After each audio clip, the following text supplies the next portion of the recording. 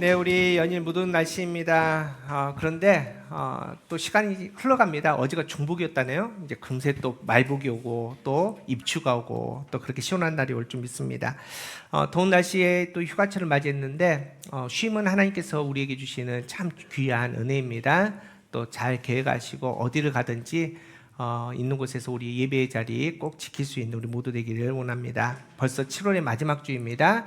7월 잘 정리하시고 또 8월 특별한 은혜를 하나님께서 우리에게 주실 텐데 그 은혜들을 바라볼 수 있는 우리 되기를 축복합니다. 우리 함께 이렇게 한번 인사합시다. 지치지 말고 힘냅시다. 자, 우리 함께 말씀 보도록 하겠습니다. 오늘 우리에게 주신 말씀은 시편입니다. 시편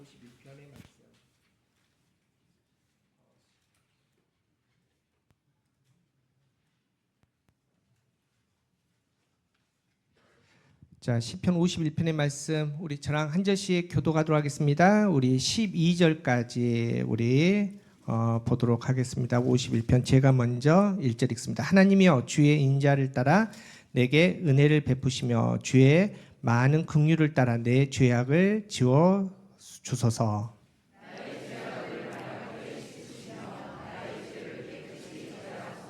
물은 나는 내 죄가를 아오니 내 죄가 항상 내 앞에 있나이다.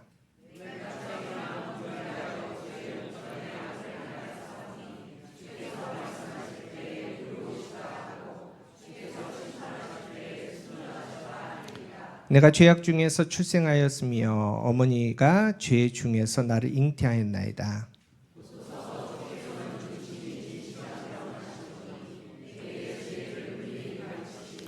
우슬초로 나를 정결하게 하소서. 내가 정하리이다. 나의 죄를 씻어주소서. 내가 눈보다 희리이다.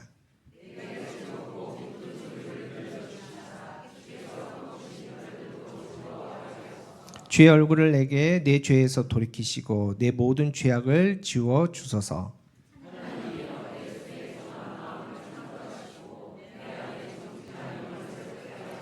나를 주 앞에서 쫓아내지 마시며 주의 성령을 내게서 거두지 마소서.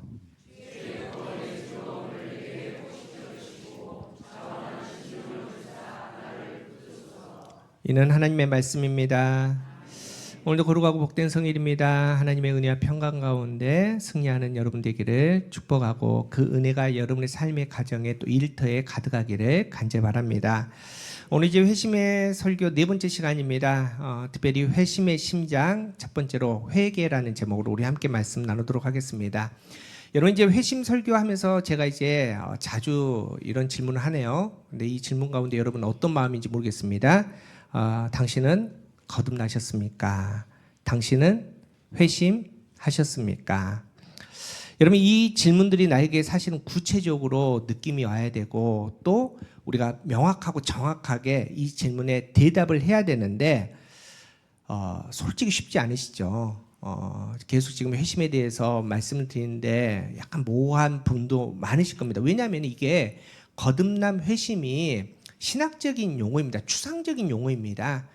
그렇기 때문에 우리가 들었을 때 이 질문을 받았을 때도 그렇고 또 대답도 사실은 명확하게 하기 힘든 분들이 분명히 있을 겁니다. 그러면 이 질문을 좀 바꿔볼게요. 좀 구체적으로 실제적인 질문들을 한번 해보겠습니다. 한번 마음속으로 한번 대답 한번 해보십시오. 당신에게 예수님은 어떤 분이십니까? 당신은 예수님을 그리스도, 메시아로 고백하고 믿습니까?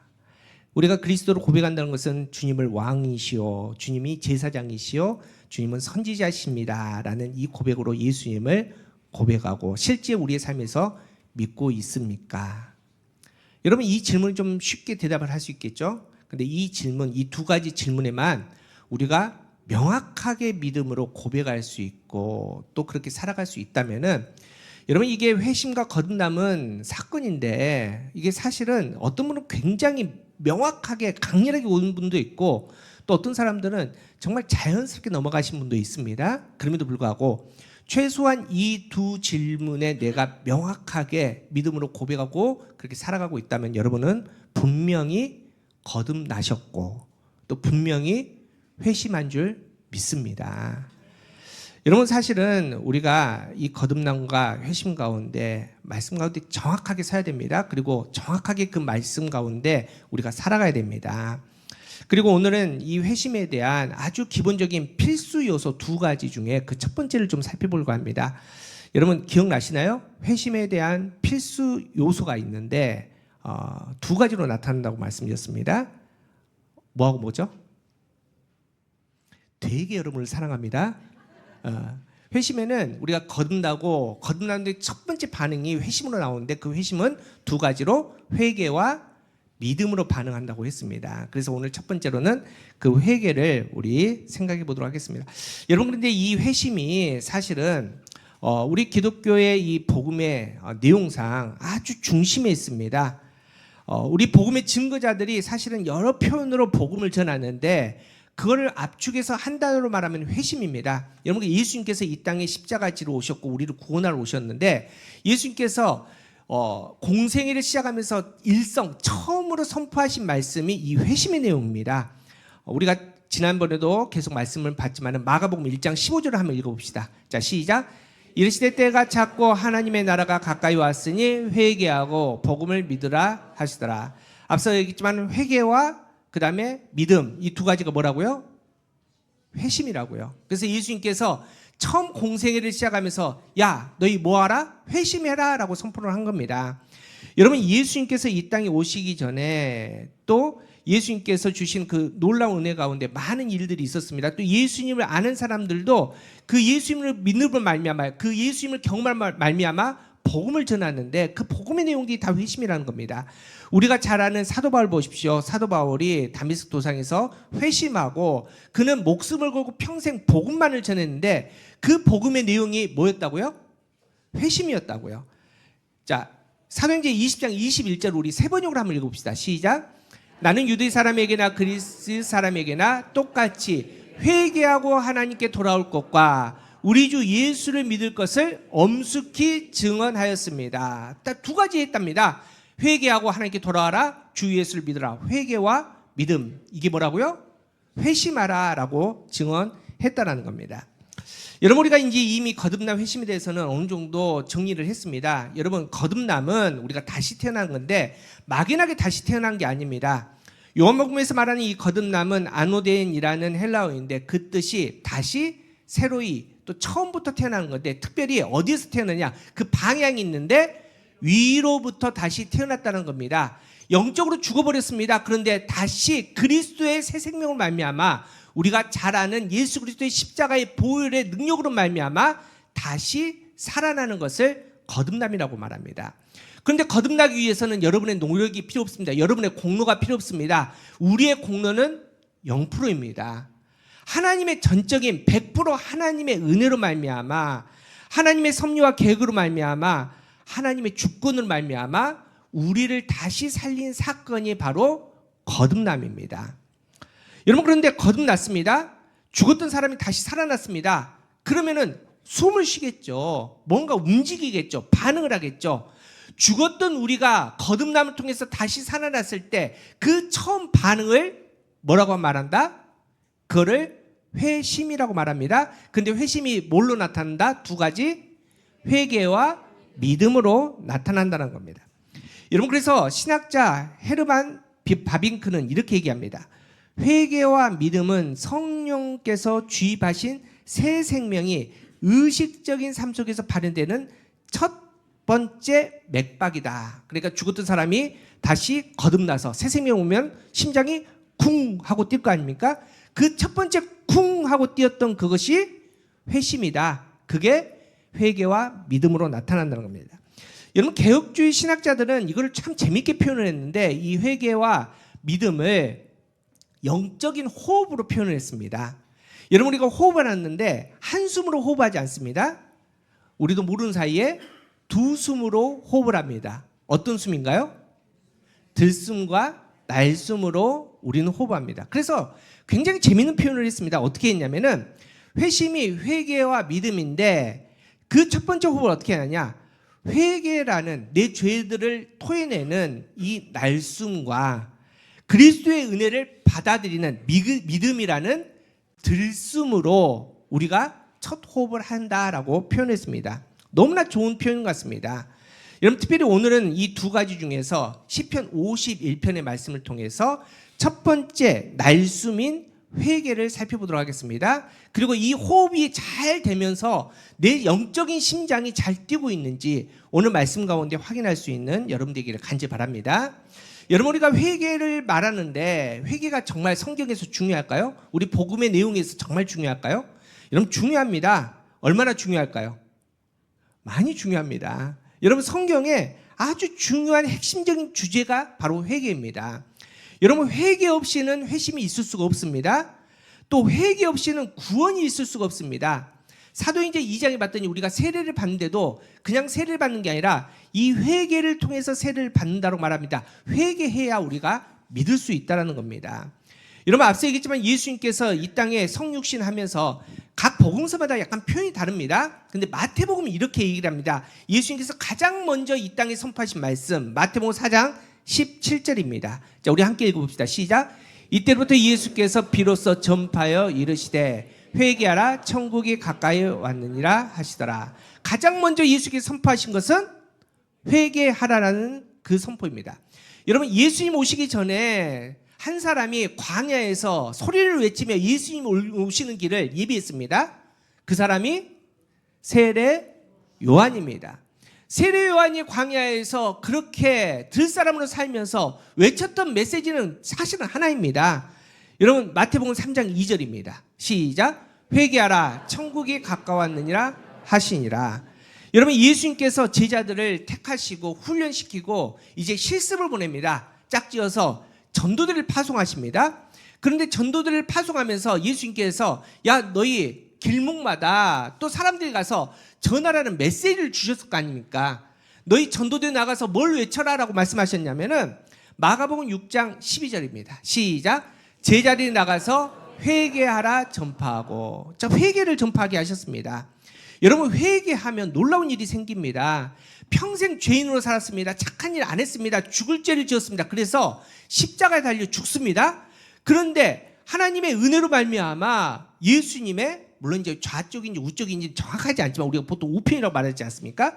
우편의 한 죄인이 마지막 자기의 호흡 때 회개를 합니다. 여러분 평생 착한 일 한 번 안 했는데 그 마지막에 예수님께 회개했더니 어디 갑니까? 주님과 함께 낙원에 있습니다. 그런데 여러분 회개하지 않으면 어떨까요? 그냥 이렇게 살까요? 아닙니다. 이렇게 말씀합니다. 누가복음 13장 5절입니다. 자, 함께 읽어보세요. 시작.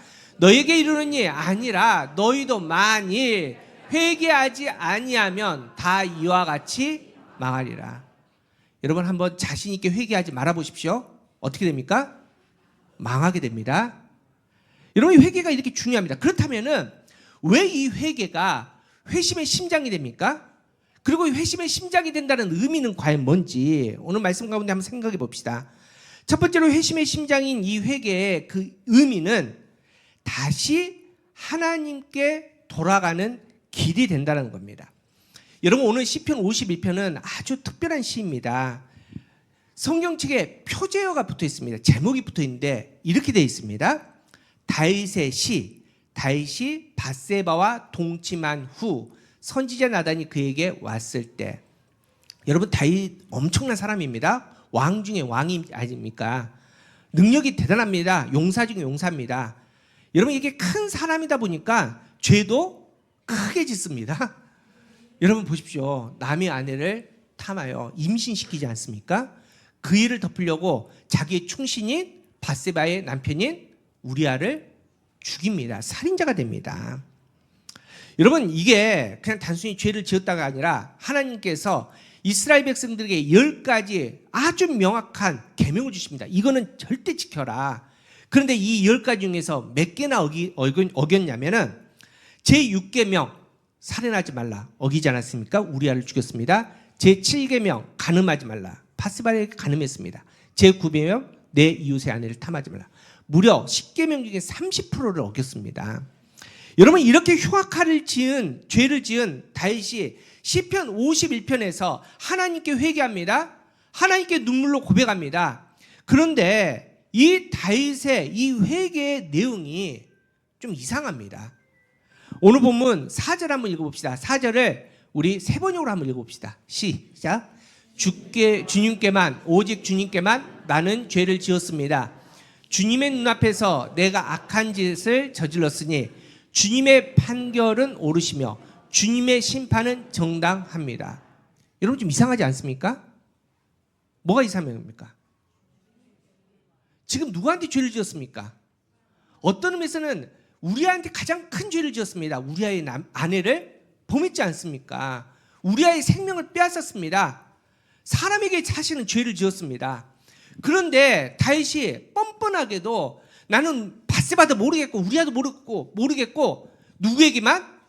하나님께만 죄를 지었습니다 라고 이렇게 얘기를 합니다.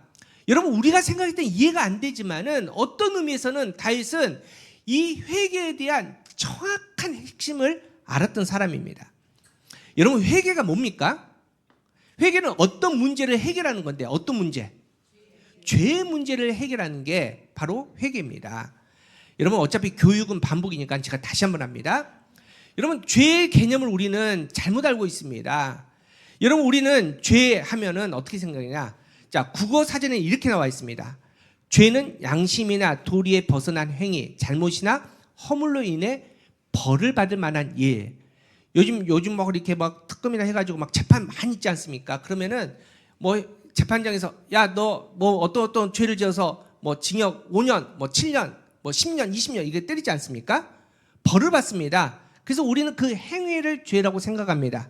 그래서 거짓말이나 게으름이나 다툼, 시기, 질투, 도둑질, 심지어는 우리하고는 별로 상관이 없는 것 같지만은 살인, 폭력, 강도 이런 거를 우리가 죄라고 생각하고 혹여나 그런 일을 우리가 행했을 때 그 행위에 따라서 하나님 앞에 크든지 작든지 눈물을 흘리면서 우리가 회개 기도를 했습니다. 하지만 성경에서 죄는 그렇게 얘기를 하지 않습니다. 성경에서는 히브리어로는 히타 또 헬라어에는 하마르티아라고 말하는데 그 뜻이 벗어나다, 표적, 관역에서 빗나간 것을 죄라고 말합니다. 여러분 우리는 창조되었습니다. 하나님의 형상에 따라 창조되었습니다. 하나님을 느낄 수 있게 하나님을 기뻐할 수 있게 창조되었는데 여러분 죄로 말미암아 우리의 마음이 하나님께 가야 되는데 우리의 시선이 하나님 나라를 봐야 되는데 죄로 말미암아 그것이 다 어긋나 버린 겁니다. 우리의 마음이 세상으로 간 겁니다. 물질로 간 겁니다. 그리고 사람에게 가버립니다. 이렇게 마음이 다른 곳에 갔더니 그 간 곳에 따라서 잘못된 열매가 생깁니다. 물질에 우리의 마음에 가면은 남의 물건을 우리가 가지고 오는 도적질이 되는 것이고 사람에게 가면은 집착이 되는 것이고 미움이 되는 것이고 다툼이 되는 겁니다.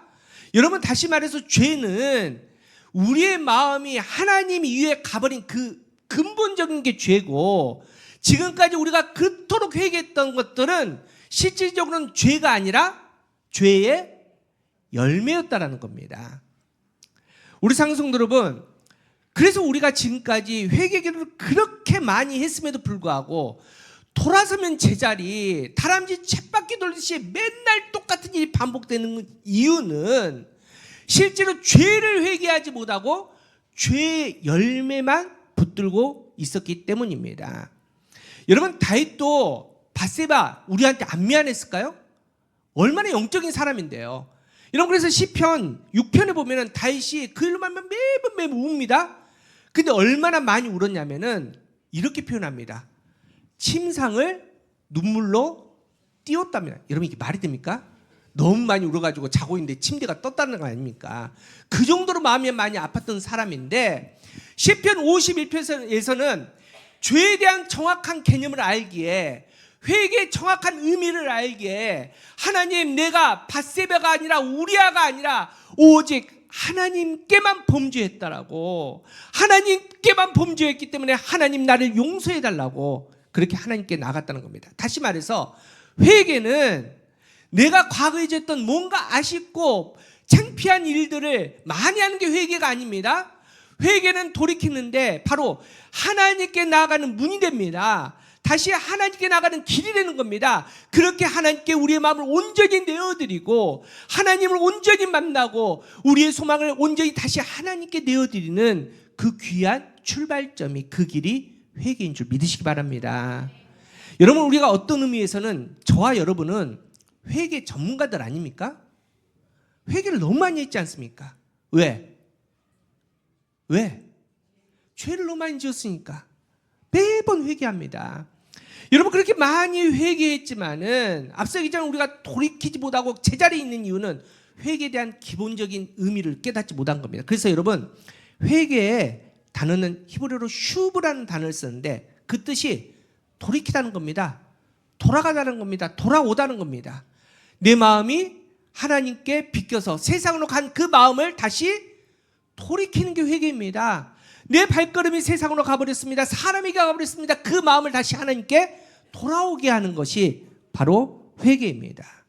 이 회심의 회개를 통해서 다시 하나님께 온전하게 돌아오는 저와 여러분 되기를 축복합니다. 두 번째로, 회개가 왜 회심의 심장이 되느냐? 다시 하나님의 사람이 되는 것이기 때문입니다.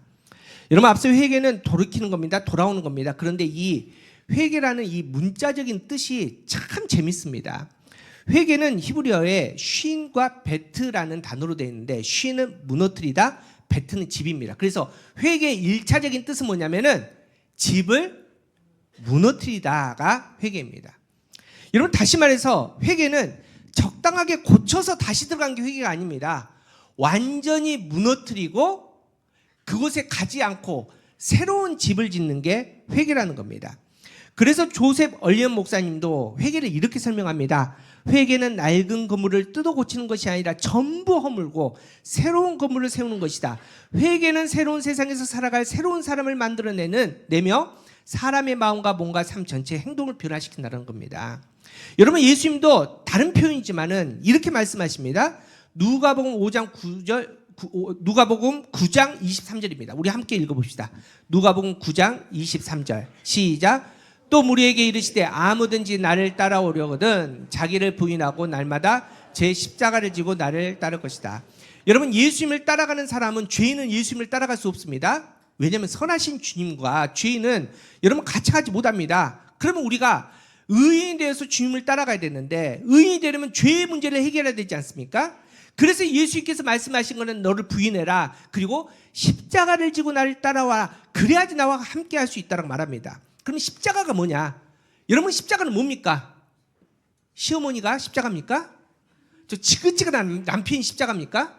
여러분, 아닙니다. 이 십자가는 어떤 뜻이냐? 스타로스라는 단어인데 막대, 장대, 기둥이라는 의미를 갖고 있습니다. 여러분, 우리가 교회 이게 지금 2칸짜리입니다. 2칸짜리인데 지금 가운데 벽을 허물고 넓혔습니다. 근데 이거 보십시오. 지금 뒤에 기둥 하나 생뚱맞게 있지 않습니까? 제가 저 계속 눈에 거슬립니다. 뽑아버리고 싶습니다. 근데 왜 놔둡니까? 저거 뽑으면 어떻게 됩니까? 건물 무너집니다. 예수님께서 십자가를 지고 온다는 것은 이런 의미입니다. 너희의 삶에 기둥이 있다는 겁니다. 너희가 지탱하고 있는 것이 있답니다. 여러분, 옛날 이스라엘 백성들 천막 쳤지 않습니까? 천막의 가운데 있는 기둥 뽑아버리면 어떻게 됩니까? 그냥 천막 무너집니다. 그렇게 따라오라는 겁니다. 적당히 너희가 가지고 있는 것, 너희가 품고 있는 너희 욕심들, 너희의 유익들을 다 챙겨서는 나를 따라오지 못한다는 겁니다. 철저하게 너희를 죽이고 너희의 삶을 무너뜨리고 그렇게 새로운 길에서 나를 따라올 때 나와 함께 갈 수 있다는 겁니다. 여러분, 이게 바로 회개입니다. 우리 상성도 여러분, 그래서 회개는 눈물의 자리에서 시작됩니다. 간절한 울부짖음에서 시작됩니다. 금식에서 시작됩니다. 통곡의 마음에서 시작되는 게 맞습니다. 근데 여러분, 회개는 말로 되는 게 아닙니다. 여러분, 회개는 입술로 되는 게 아닙니다. 여러분, 회개는 삶으로 결정이 됩니다. 여러분, 누가복음 3장 8절에 그래서 요한이 이렇게 얘기합니다. 우리 함께 읽어봅시다. 시작. 그러므로 회개에 합당한 열매를 맺고 속으로 아브라함이 우리 조상이라 말하지 마. 내가 너희에게 이르노니 하나님이 능히 이 돌들로도 아브라함의 자손이 되게 하셨느니라. 여러분, 회개는 그냥 회개합니다로 끝나는 게 아니라 회개했다면 뭐가 있어야 된다? 합당한 열매가 있어야 된다는 겁니다. 그래서 요한이 그 뒤에 자세하게 설명합니다. 야, 너희 부자들, 너희들 돈 많다고 자랑하냐? 그런데 너희 솔직히 그 돈 벌 때 정말 떳떳했니? 혹여나 그 가운데, 그 물질 가운데 너희 가운데 죄가 있다면, 그 죄 가운데 회개했다면은 회개한다고 끝나서는 안 된다. 그래서 부자들에게 이렇게 선포합니다. 자, 누가복음 3장 11절입니다. 시작. 대답하되 이르되 옷 2벌 있는 자는 옷 없는 자들에게 나눠줄 것이요 먹을 것이 있는 자도 그렇게 할 것이다. 너희가 물질로 말미암아 죄를 범죄했다면 그 물질이 너희에게 유익이 될 수 없다. 그럼 너희가 회개했다면 그 물질이 원래 있어야 될 그곳에 가난한 자들에게 나눠줄 수 있는 그 행동의 변화가 있어야지 그게 회개의 열매라는 겁니다. 여러분, 세리들에게 이렇게 얘기합니다. 당시 세리는 어떤 사람인지 알죠? 세금을 걷는 사람입니다. 그들에게는 이렇게 얘기합니다. 누가복음 3장 13절입니다. 시작. 이르되 부가 된 것 외에는 거두지 말라. 여러분, 당시 세리들은 엄청나게 부자들이었습니다. 왜 부자가 됐느냐? 로마에게 세금 바치는 게 딱 정해졌습니다. 예를 들어서 1,000만 원만 바치면 되는데 이 세리들은 1,000만 원만 거두지 않았습니다. 1,500, 2,000을 거뒀습니다. 그리고 1,000은 로마에게 바치고 나머지 남은 500, 1,000은 누가 갔습니까? 자기의 주머니로 들어갔습니다. 얼마나 많은 사람들이 이 세금 때문에 눈물을 흘리는데, 삶을 포기하는데 눈 하나 깜짝하지 않고 그렇게 민족의 돈들을 갈취했던 사람들이 바로 세리들입니다. 그런데 너희가 회개했다고 자랑하느냐?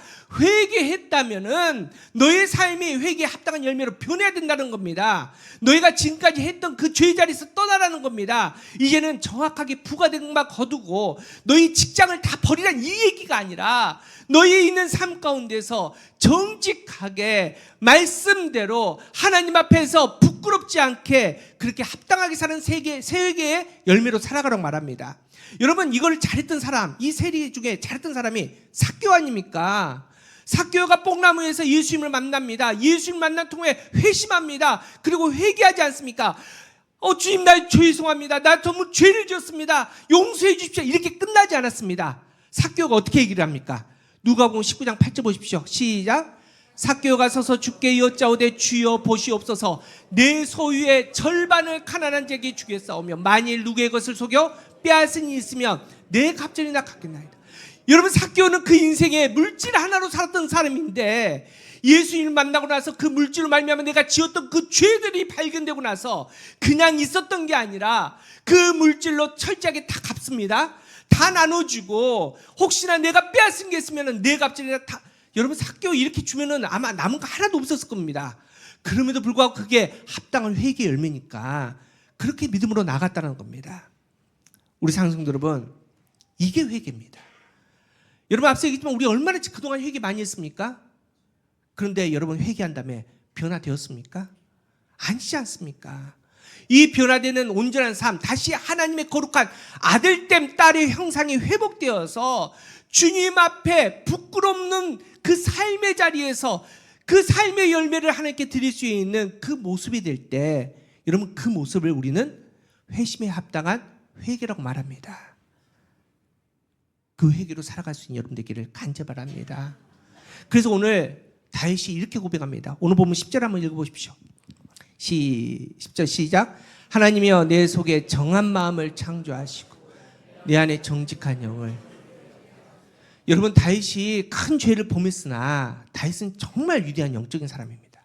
핵심을 정확하게 안 사람입니다. 그래서 하나님이 다윗에게 내 마음이 아프다고 말한 거 아닙니까? 우리 같았으면 하나님, 내가 남의 아내를 범했네요. 하나님, 내가 살을 했네요. 어떡합니까? 하나님, 용서해 주시옵소서라고 얘기했을 텐데 다윗이 뭐라고 선포합니까? 하나님, 용서가 아니라 내 속에 정한 마음을 창조해 주시옵소서라고 선포합니다. 여러분, 이 창조는 바라라는 히브리어입니다. 많이 들어보셨죠? 언제? 창세기 1장 1절. 그래서 여기 크게 적어놨잖아요. 바라 엘로힘.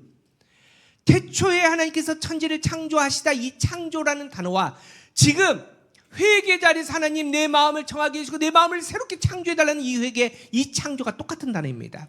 여러분, 혹시 나 진짜 혹시 물어보는 겁니다. 기억 못 하셔도 아무 말 안 할게요. 이 바라의 핵심이 있습니다. 만드는데 이 바라의 핵심은 어떻게 만드는 겁니까? 맞습니다. 무에서 유를 창조하는 게 바랍니다. 태초에 아무것도 없었습니다. 무입니다. 무에서 하나님께서 빛이 있으라 하시니 빛이 생겼고 생명들이 나온 겁니다. 다시 말해서 회개는 뭐냐? 이미 죽어버렸습니다. 생명이 없습니다. 무 상태입니다. 그런데 우리가 거듭나지 않습니까? 잘나서 쓸만해서? 우리가 뭘 해서? 아닙니다. 거듭나 100% 하나님의 은혜입니다. 하늘의 생명이 우리에게 임함을 통해서 우리가 예수 그리스도의 십자가로 말미암아 새롭게 태어나는 게 거듭나 아닙니까? 여러분, 거듭났더니 무상태였는데 거듭났더니 새 생명이 생기는 겁니다. 여러분, 이때 터져나온 게 회개라는 겁니다. 무의 상태에서 하나님 창조해 주시옵소서, 새 마음을 창조해 주시옵소서, 새 생명을 창조해 주시옵소서. 이게 바로 회개의 열매입니다. 우리 장성들, 그래서 회개는 뭐 단순히 뭐 까졌다고 빨간 약 바르고 데일밴드 바르고 이거 회개 아닙니다. 완전히 토해내고 새살이 완전히 새롭게 나오는 거, 여러분, 이게 회개입니다. 그래서 갈라디아 2장 20절이 정확하게 이 회개의 핵심을 얘기합니다. 우리 한번 읽어봅시다. 시작. 내가 그리스도와 함께 십자가에 못 박혔나니 그런즉 이제 내가 사는 것이 아니요 오직 내 안에 그리스도께 사시는 것이라. 이제 내가 육체 가운데 사는 것은 나를 사랑하사 나를 위하여 자기 자신을 버리신 하나님의 아들을 믿는 믿음 안에서 사는 것이다. 여러분이 예수 믿는 게 어떤 거라고 여러분 각자 다 정의하고 있겠지만은, 성경에서 말하는 예수님 믿는 거, 성경에서 말하는 예수 믿고 구원받았다라는 거, 성경에서 말하는 회개는 정확하게 십자가에서 주님과 함께 죽고 이제는 나는 완전히 죽은 상태에서 다시 예수 그리스도로 말미암아 살아나는 거, 여러분, 이게 예수 믿는 거고, 이게 구원의 길을 걷는 사람들이고, 이게 회개에 합당한 사람인 줄 믿으시기 바랍니다. 우리 상성도 여러분, 회개하셨습니까? 회개의 삶을 살고 계십니까? 회개에 합당한 열매가 있습니까? 여러분, 그 사람들은 심장이 뜁니다. 영적인 심장이 뜁니다. 그 심장이 멈추지 않는다는 겁니다. 여러분, 우리가 회개한다고 눈물 많이 흘린 그 눈물의 양이 회개라고 말할 수 없습니다. 여러분, 하나님 앞에 쥐어짜는 그 감정의 크기가 회개가 아닙니다. 여러분, 회개는 슈브, 다시 돌이킨 겁니다. 내가 있던 것들을 잘라내고 그 기둥을 뽑아와서 무너뜨리고 다시 주님께 돌아오는 게, 그게 회개입니다. 그렇게 하나님께서 우리의 마음을 다시 새롭게 창조하신 게 회개인 줄 믿으시기 바랍니다. 1907년에 평양에서 대부흥운동이 있었습니다. 어마어마한 부흥운동. 많은 사람들이 주님 앞에 돌아오고 평양이 성령의 바람으로 가득 채워진 사건이 있었습니다. 그런데 그 시작점이 어디였냐? 1907년 어느 날 평양 장대영 교회에서 부흥회를 했습니다. 이제 선교사님이 오셔서 막 이렇게 말씀을 전하는데, 여러분, 초창기에 그 뜨거움이 있지 않습니까? 우리 가교회도 처음에 개척했을 때 그 뜨거움, 그런 게 있지 않습니까? 항상 그 부흥회할 때마다 예배드릴 때 그 뜨거움이 있었는데, 이상하게도 그 장대영 교회에서 사경을 하는데 냉랭한 겁니다. 선교사님이 말씀을 전하는데 그 말씀이 막 튕겨 나갑니다. 다들 마음이 막 답답합니다. 그날 저녁에 정말 존경받고 모든 사람들에게 믿음의 사람이라고 인정받았던 길선주 장로님이 갑자기 무거운 발걸음으로 다녀오릅니다. 그리고 한 말씀 안 하시고 이렇게 고백하기 시작했습니다. 나는 아간과 같은 놈입니다. 나 때문에 하나님께서 우리에게 축복을 주지 않았습니다. 약 1년 전 나의 가장 친한 친구가 임종하면서 자신의 재산을 아내를 위해 관리해달라고 내게 부탁했습니다. 그러나 나는 그 돈 중에서 100원을 몰래 훔쳤습니다. 나는 하나님의 것을 훔친 도둑놈입니다.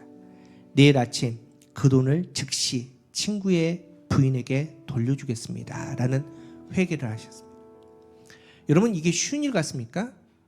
우리 장로님들, 권사님들이 나와서 마이크 대고 나 이런 죄를 지었습니다. 내가 지금 이런 죄를 범하고 있습니다. 나는 죄인입니다. 이 말하는 게 얼마나 어렵겠습니까?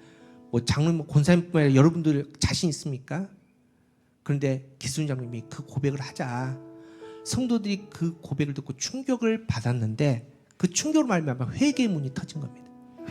한 명 한 명 일어나서 저도 이런 죄를 지었습니다. 내가 회개합니다. 이렇게 살기 결단하겠습니다. 여러분, 평양의 대부흥 운동의 첫 시작점은 그 회개를 통해서 시작되었습니다. 여러분, 회개는 약하지 않습니다. 회개는 강한 영적인 능력을 갖고 있습니다.